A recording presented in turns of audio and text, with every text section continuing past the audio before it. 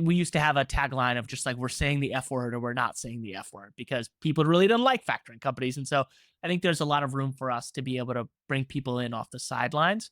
And then the last piece is I've really gotten to know B and Sean, and have really grown to love them and appreciate their ingenuity.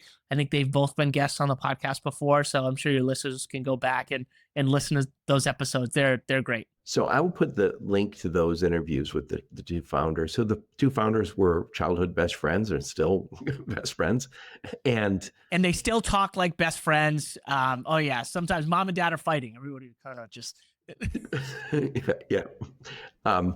I think it's a fantastic story, and freight brokerage had a little bit of a, I won't say a bad name. Maybe it's I don't know. I don't want to mince words.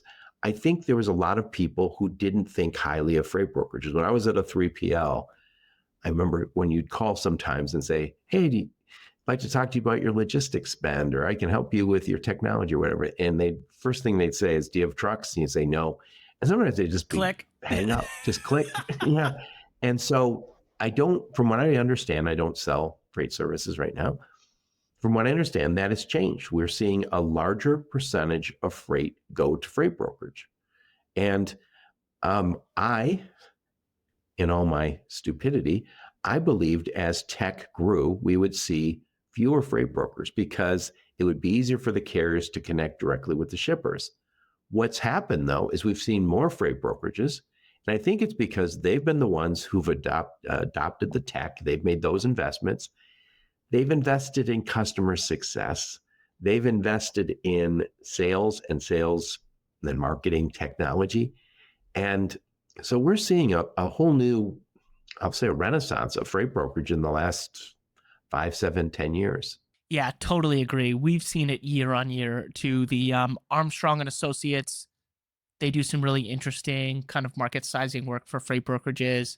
The Transportation Topics folks do a top 100 list that's also really interesting. And like, if you put those two numbers together, you can see the growth of the overall market for freight brokerages and the growth of the market for the top 100 freight brokerages. And the overall market is growing. It's great. Yep.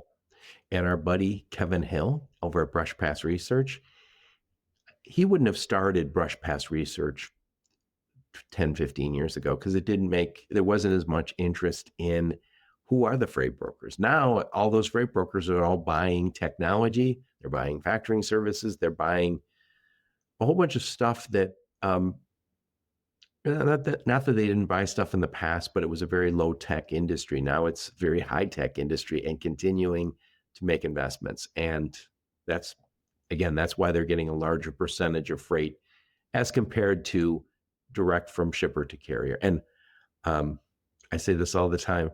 I get calls from little carriers all the time saying, hey, Joe, I just want good shipper freight, meaning I don't want to go through brokers. And I always say, find a better broker. And just realize nobody's making the kind of money they want to make right now. Because I think sometimes that little carriers are under the impression I'm being ripped off by the broker. And the broker's looking and saying, great, I made $100 on this load. I see a lot of that online, that there are some carriers out there that think brokers are rolling around in Mercedes, and that's our data doesn't support that. That's for sure. Yeah. And so you touched on our buddy Kevin Hill's number. So he has lifestyle business, that's the smaller, under 1 million. Then there's the micro, which is 1 million to 10. Growth is 10 to 50 million in sales. Mid cap, 50 to 100 million. Then there's large, and then there's enterprise. You guys are working with the mid, growth, and micro, and some of the lifestyle guys. So per month, what is the volume or the revenue that you like to see?